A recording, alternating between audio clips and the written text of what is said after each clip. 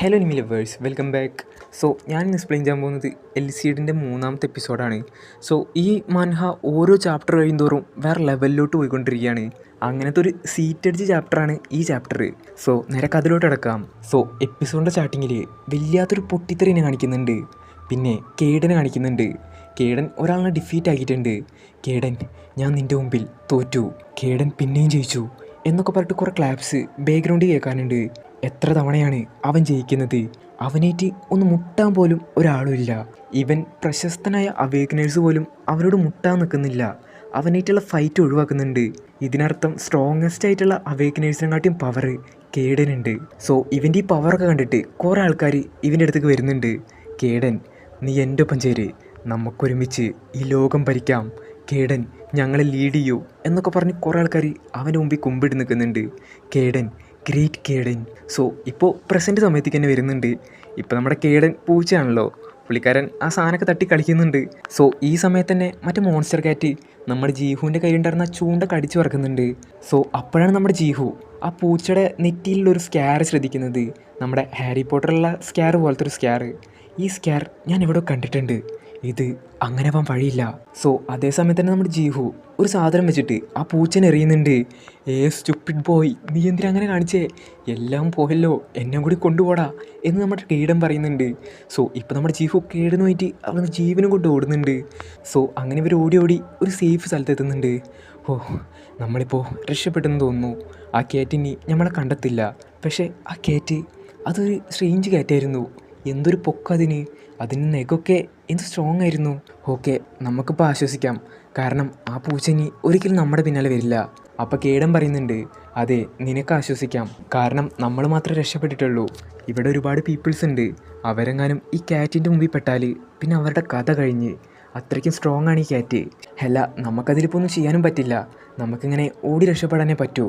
അപ്പോൾ ജീഹു പറയുന്നുണ്ട്, എനിക്കെന്തെങ്കിലും ചെയ്യണം, കാരണം ഇത്രയ്ക്കും പീപ്പിൾസിന് ഒരു അപകടമാണ് ആ പൂച്ച. അപ്പോൾ കേഡൻ പറയുന്നുണ്ട്, നിനക്കൊന്നും ചെയ്യാൻ പറ്റില്ല. നീ വേണമെങ്കിൽ ഈ പൂച്ചനെ പറ്റി പോലീസിൽ അറിയിച്ചോ. അതറിയിക്കാം, പക്ഷേ ഞാൻ എൻ്റെ ഫോൺ എടുത്തില്ല, അത് ഞാൻ വീട്ടിൽ വെച്ചു.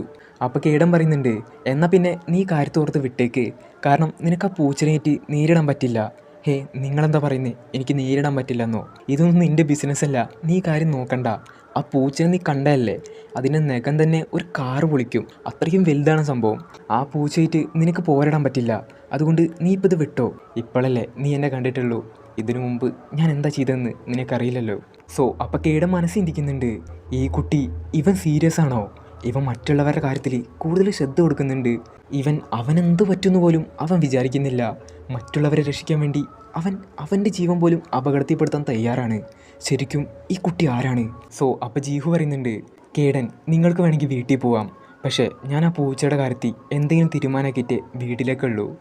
എന്നിട്ട് ജീഹുവിൻ്റെ മനസ്സിന്തിക്കുന്നുണ്ട്, ഇത് അത് തന്നെയാണ്. ഇതാ ചെറിയ പൂച്ചക്കുട്ടിയാണ്.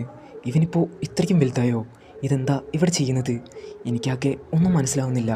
അപ്പോൾ കേഡൻ പറയുന്നുണ്ട്, എന്തായാലും നിന്നെ ഇവിടെ ഒറ്റയ്ക്ക് പോകാൻ എനിക്ക് പറ്റില്ല. നീ ഒരു നല്ല കാര്യമാണ് ചെയ്യുന്നത്. അതുകൊണ്ട് എൻ്റെ പവറിൻ്റെ ഒരു അംശം ഞാൻ നിനക്ക് നൽകാം. സത്യമായിട്ടും നിൻ്റെ പവർ എനിക്ക് തരുമോ? നീ അധികം സന്തോഷിക്കൊന്നും വേണ്ട. എൻ്റെ പവർ നിനക്ക് കുറച്ച് നേരം മാത്രമേ ഉപയോഗിക്കാൻ പറ്റുള്ളൂ. നീ എൻ്റെ മുമ്പിൽ മുട്ടുകുത്തി നിൽക്ക്, ഞാൻ നിനക്ക് എൻ്റെ പവർ തരാം എന്ന് പറഞ്ഞിട്ട് കേഡൻ്റെ പവർ ജീഹുവിന് കൊടുക്കുന്നുണ്ട്. ഇത് വ്യത്യസ്തമായൊരു ഫീലിംഗ് ആണ്. എനിക്കിപ്പോൾ നല്ല പവർ വെച്ച പോലെ തോന്നുന്നുണ്ട്. എൻ്റെ മേത്തൊക്കെ ഇലക്ട്രിസിറ്റി ഉള്ള പോലെ തോന്നുന്നുണ്ട്. അതെ, അതെൻ്റെ പവർ കാരനാണ്. എൻ്റെ പവർ ഇലക്ട്രിക്കാണ്. ഇത് വളരെ നന്നായിട്ടുണ്ട്. ഞാനെന്തായാലും ആ പൂച്ച അന്വേഷിച്ചിറങ്ങട്ടെ.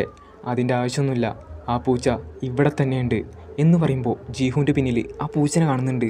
അപ്പോൾ ജീഹു പറയുന്നുണ്ട്, കേഡൻ, എൻ്റെ പിന്നിലേക്ക് നിൽക്ക്. നീ എന്താ പറയുന്നേ? എൻ്റെ പവർ വെച്ചാൽ നീ അറ്റാക്ക് ചെയ്യുന്നേ, എന്നിട്ടും നീ എന്നോട് പിന്നിലേക്ക് നിൽക്കാൻ പറയുകയാണോ? എന്നിട്ട് കേഡൻ്റെ മൈൻഡ് ചിന്തിക്കുന്നുണ്ട്, ഈ കുട്ടി, ഇവൻ എന്തൊരു കോൺഫിഡൻസ് ആണ്.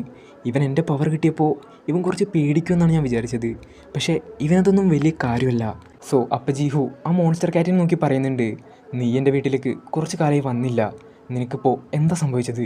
സോ പെട്ടെന്ന് തന്നെ ആ പൂച്ച ജീഹുവിൻ്റെ മേലേക്ക് ചാടുന്നുണ്ട്. പക്ഷേ നമ്മുടെ ജീഹു ആവട്ടെ അവൻ്റെ പവർ ഉപയോഗിച്ചുകൊണ്ട് ഡോഡ്ജ് ചെയ്ത് മാറുന്നുണ്ട്. സോ ഈ മോൺസ്റ്റർ കാറ്റ് അറ്റാക്ക് ചെയ്യുന്ന സമയത്ത് ജീഹു ചിന്തിക്കുന്നുണ്ട്, എനിക്ക് കേഡൻ്റെ പവർ കുറച്ച് സമയത്തേക്ക് മാത്രമേ ഉപയോഗിക്കാൻ പറ്റുള്ളൂ. അതുകൊണ്ട് ഞാനിപ്പോൾ എൻ്റെ പവർ ഉപയോഗിക്കുന്നതായിരിക്കും നല്ലത്. അവസാന സമയത്ത് കൃത്യമായൊരു സമയം എത്തിയാൽ മാത്രമേ കേഡൻ്റെ പവർ ഉപയോഗിച്ചാൽ മതി. സോ ആ കാറ്റിൻ്റെ അടുത്ത് അറ്റാക്ക് ചെയ്യുന്നതെല്ലാം നമ്മുടെ ജീഹു സ്പീഡ് ഉപയോഗിച്ചുകൊണ്ട് മാറുന്നുണ്ട്. ഈ കുട്ടി ഇതവൻ്റെ ഭാഗ്യമൊന്നുമല്ല, ഇത് ശരിക്കും അവൻ്റെ ഒരു പവറാണ്. അവൻ ആ പൂച്ചയുടെ അറ്റാക്കെല്ലാം മുൻകൂട്ടി കണ്ട് അതിന് സ്പീഡായിട്ട് മാറുന്നുണ്ട്. ശരിക്കും ഇവൻ എന്തൊക്കെ പവറുണ്ട്. ഏറ്റവും വലിയ കാര്യം എന്താണെന്ന് വെച്ചിട്ടുണ്ടെങ്കിൽ എൻ്റെ പവറിൻ്റെ ഒരു അംശം പോലും അവനിപ്പോൾ ഉപയോഗിച്ചിട്ടില്ല. അവൻ ഉപയോഗിക്കുന്നത് അവൻ്റെ പവറാണ്. ഇവൻ ആ മോൺസ്റ്റർ കാറ്റിന് പോലും അവൻ്റെ പവറിൻ്റെ അടുത്തെത്താൻ പറ്റുന്നില്ല. സോ എനിക്ക് തോന്നുന്നത് ഇവനും സൂപ്പർ പവർ ഉണ്ടെന്നാണ്. ഇവൻ്റെ സൂപ്പർ പവർ സ്പീഡാണെന്നാണ് തോന്നുന്നത്. സോ അപ്പം നമ്മുടെ ജീവു ആവട്ടെ എയറിൽ പൊന്തിട്ട് ആ കാറ്റിനെ അറ്റാക്ക് ചെയ്യുന്നുണ്ട്. സോറി കാറ്റ്. സോ അങ്ങനെ നമ്മുടെ ജീഹു ആ പൂച്ചനെ ഡിഫീറ്റ് ചെയ്തപ്പോൾ കേഡൻ ചോദിക്കുന്നുണ്ട്, ഈ ഫൈറ്റിൻ്റെ ഇടയിൽ നീ വളരെ കോൺഫിഡൻ്റ് ആയിരുന്നു, കാരണം നിനക്ക് എന്തോ പവറുണ്ട്. ആ പൂച്ച ചത്തില്ലല്ലോ അല്ലേ? ഇല്ല, അതിന് ബോധം പോയിരിക്കുകയാണ്. സോ അപ്പം നമ്മുടെ ജീഹു ആ പൂച്ചയെ നോക്കി പറയുന്നുണ്ട്, ഓ അപ്പം അത് നീയായിരുന്നല്ലേ? സോ അപ്പം കേടൻ പറയുന്നുണ്ട്, ജീഹു നമുക്കധികം നേരം ഇവിടെ നിൽക്കാൻ പറ്റില്ല, ആളുകൾ ശ്രദ്ധിക്കും, നമുക്ക് എത്ര പെട്ടെന്ന് ഇവിടുന്ന് പോകണം. സോ ഇവിടെ വെച്ചിട്ട് ഇതിൻ്റെ 3ാമത്തെ എപ്പിസോഡ് കഴിയാണ്. അടുത്ത ചാപ്റ്ററുമായിട്ട് അടുത്ത വീഡിയോയിൽ കാണാം.